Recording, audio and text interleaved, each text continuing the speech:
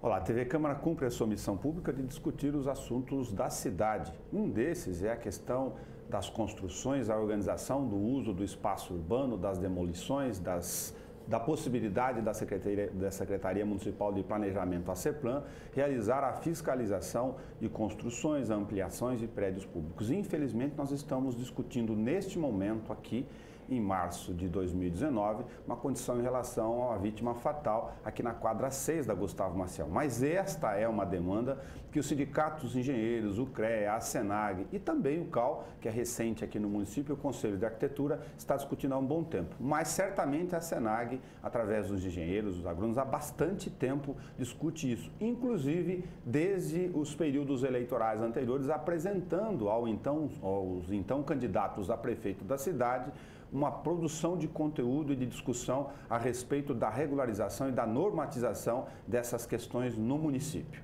Um dado do Ministério das Cidades, Bauru é uma das cidades médias que não foge à regra e infelizmente tem mais de 50% das edificações do município na chamada condição clandestina, e isso mostra a dimensão do nosso problema junto ao município. Para discutir esse assunto, colaborar conosco nessa discussão, está o vice-presidente do Sindicato dos Engenheiros do Estado de São Paulo, o engenheiro Marcos Vanderlei Ferreira, ele também é conselheiro do CREA e da SENAG aqui em Bauru. Marcos, muito obrigado por ter atendido o nosso convite.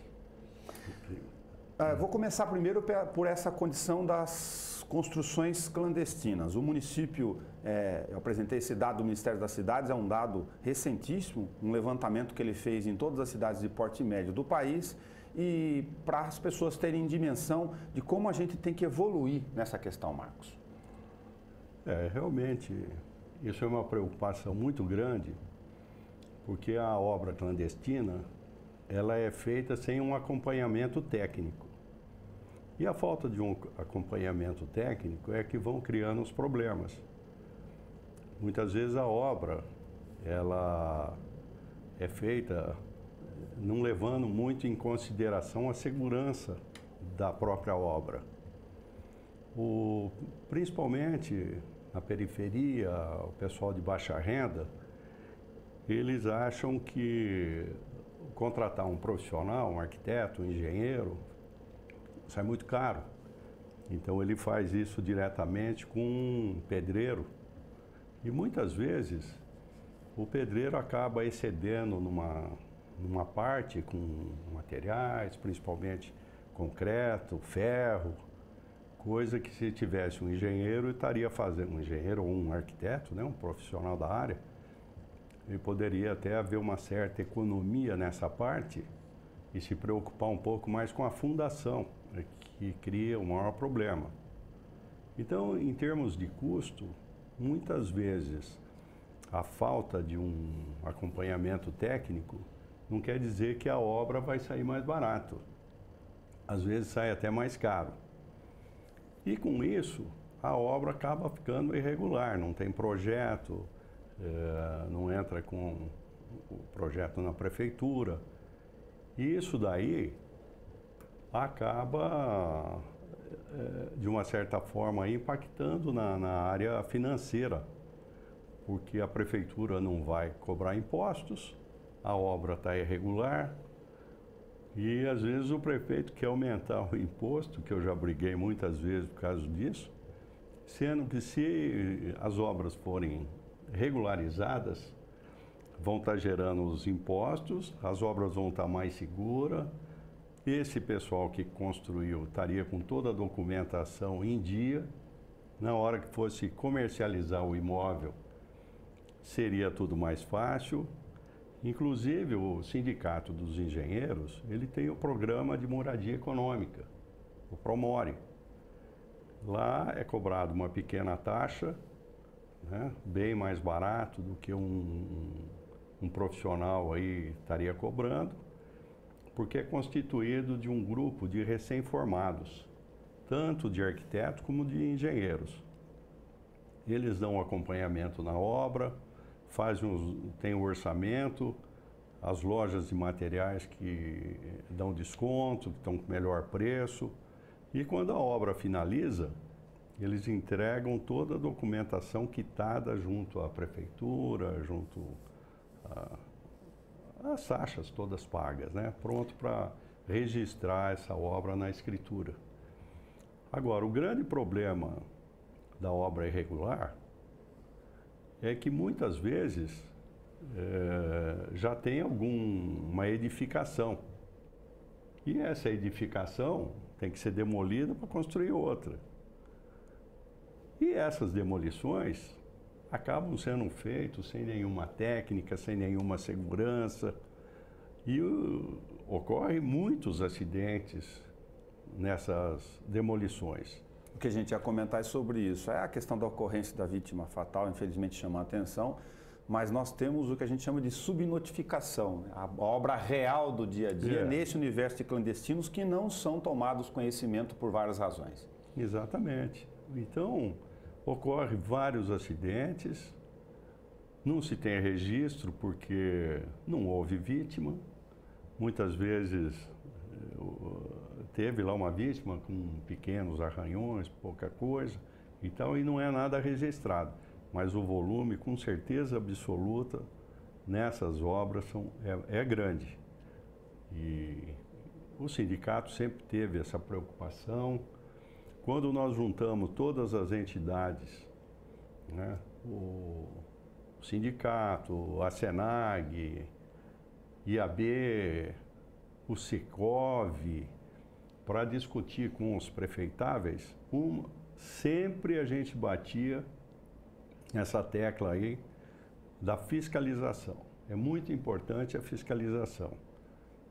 Demos várias sugestões, mas o prefeito ganhava, assumia a prefeitura e tudo aquilo lá não acontecia.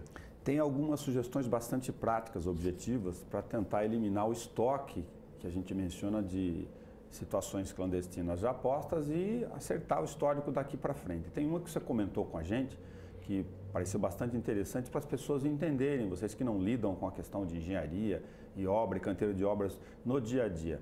Nós temos pelo menos duas etapas, uma de anotação e outra de verificação, que é bastante interessante você poder comentar conosco, Marcos. Então, nós sugerimos já por várias vezes algumas formas de resolver esse problema. Uma delas, que seria a primeira etapa, identificar a obra clandestina. Como é que a gente identificaria? É fácil. Para ter uma obra, tem que ter material de construção em frente ao terreno. Ou se for uma ampliação, em frente ao imóvel. Pedra, areia, tijolo. E nós temos várias entidades que passam em todas as ruas. Por exemplo, o carteiro, o medidor de leiturista do DAI? Do DAI, da CPFL.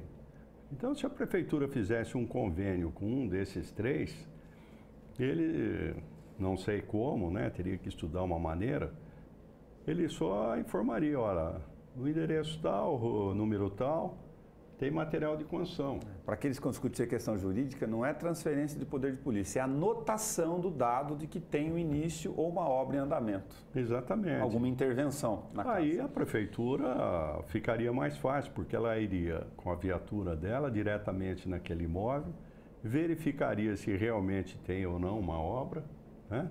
E aí tomaria as providências. Então, tem três que poderiam ser acionados aí através de um convênio. Agora, se a prefeitura, por exemplo, não tivesse condições de estar fiscalizando tudo isso, nós sugerimos, poderia fazer um convênio.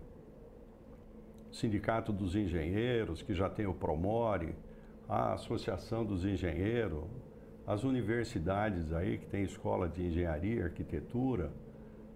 E através desse pessoal, eles fazerem a fiscalização, né?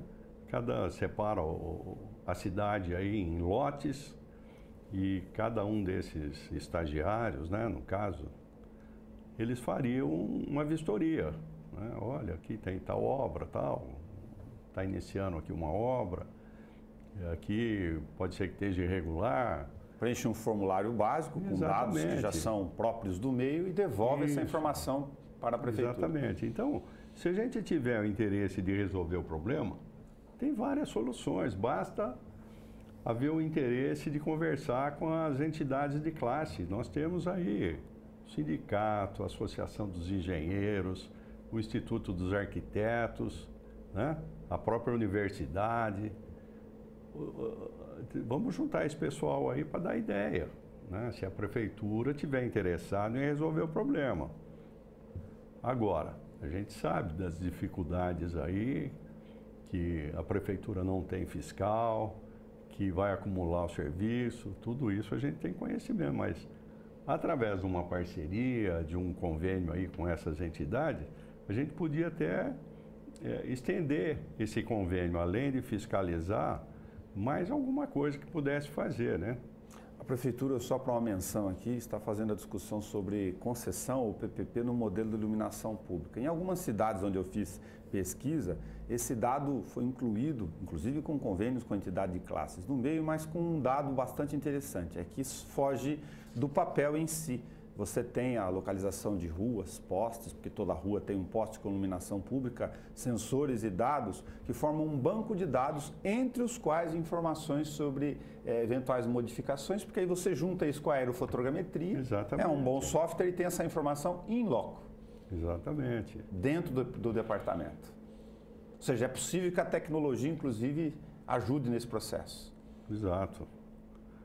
Bom, tudo isso aí são as ideias que nós já passamos para todos os candidatos durante, acho que as 5 ou 6 eleições que nós tivemos para prefeito aqui em Bauru.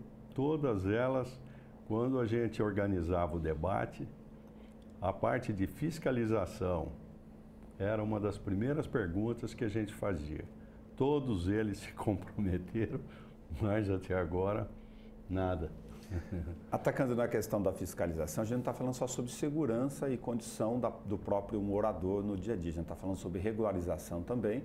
Certo. E a capacidade do poder público, inclusive, de ter a arrecadação, a receita regular correta no período adequado. Então, à medida que se regulariza o imóvel, aí a prefeitura vai cobrar um imposto relativo àquela área que foi construída. Hoje, por exemplo, com várias obras aí, né, quase 50% irregulares, apesar de ter uma parte que, com esse levantamento que foi feito aí, aerofotogramétrico, a prefeitura vem cobrando um valor, mas as construções é dinâmico, né? Todo dia está saindo construção. A gente passa em alguns bairros, passa depois de uns dias lá, já subiu vários imóveis lá, já estão prontos, né, construídos. Agora, desculpa, é assustador no dia a dia, a gente olhando mesmo como leigo, aqui na região central, se a gente pegar na área de ação nossa ou você que está nos assistindo dentro da região do teu bairro, a dificuldade de você imaginar que com um quadro tão pequeno e sem essas relações com as entidades de classe, por exemplo, que o poder público tenha condições de resolver o problema na origem. Nos casos de demolições ou de outro tipo de intervenção em obra, tem muro de arrimo que cai, tem afundamentos, tem uma série de questões que não só a demolição em si, que exigem normas técnicas específicas, inclusive de segurança do trabalho para atuar, né? Exatamente. Você esqueceu de incluir aí as piscinas. Perfeito. Então, tem várias empresas que constroem piscina sem uma assistência técnica. E a hora que essa piscina dá problema, o cliente vai lá reclamar e fala, olha, eu vendi só o material. Quem construiu foi o pedreiro. E a piscina, ela cria um problema muito grande, porque a hora que ela começa a vazar, ela vai criar problema no imóvel vizinho, né? Que são recalques de fundação e tal.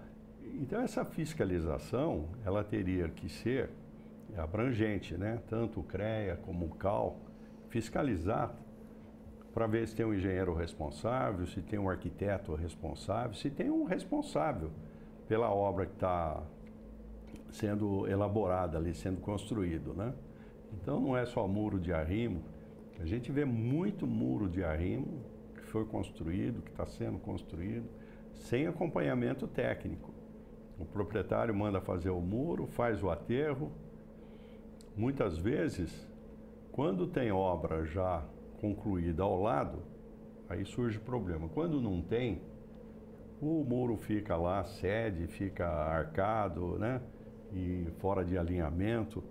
Isso é comum, você passa aí na periferia, você vê vários aterros feitos com muro de arrimo que não teve ali um acompanhamento técnico, né? Algumas coisas, até Deus duvida, né? Como é que não caiu ainda? O acompanhamento técnico, a gente fala da questão do projeto, na verificação anterior, no caso do engenheiro, do recolhimento da devida ART junto à entidade, apresenta junto com o projeto na prefeitura, mas tem um acompanhamento em si da obra, mesmo da demolição durante essa ação? Então, quando vai demolir, é uma atividade. A atividade de demolição, ela tem que ter um profissional responsável. De preferência, um profissional que entenda de cálculo, que entenda de construção, porque daí ele vai saber a sequência de como demolir. E depois vem a parte de segurança, os tapumes, os escoramentos, a bandeja que tem que ser construído para que partes dessa demolição não caia no passeio. Em algumas paredes altas, como foi o caso dessa que caiu aí recentemente, deveria ser feita uma solicitação tanto para a Defesa Civil como da Prefeitura, para cercar até uma pista da rua Antônio Alves. Aí não correria risco de cair em cima de alguém, né? Parte dessa demolição. E uma ação concentrada para fazer num período específico. Né? Isso. Né? Como fica a relação com a questão regular dos arquitetos e engenheiros em relação à questão da legislação do ponto de vista técnico atualmente, Marcos? O CREA, para ele conceder atividades para o engenheiro, ele analisa a grade curricular. Então, o engenheiro ele não pode fazer tudo. Ele vai fazer as atividades que ele estudou, que ele comprovada que a universidade, a escola de engenharia que ele cursou, o curso, vai mandar um currículo, o CREA analisa e dá atribuição. Já no caso do CAL, o CAL foi criado no fim do governo Lula, uma das últimas coisas, e foi criado através de uma lei. E essa lei não delimita a atividade do arquiteto. O arquiteto pode fazer tudo, mesmo que ele não tenha cursado aquela parte de edificação, de obra. Um exemplo, né? O arquiteto ele tem atribuição, através dessa lei, para cálculo de concreto, estruturas metálicas, instalações elétricas, coisa que nem todos os engenheiros têm. Mesmo que tenha estudado um pouco sobre eletricidade, isso daí vai estar restrito ao engenheiro eletricista, né? O estrutura vai estar dentro da engenharia civil e ele tem que ter cursado isso daí, né? Então, essa é a diferença entre os engenheiros e os arquitetos. O arquiteto pode fazer tudo e o engenheiro fica limitado apenas às atividades que ele teve na escola, né? Os cursos que ele estudou, as áreas que ele estudou.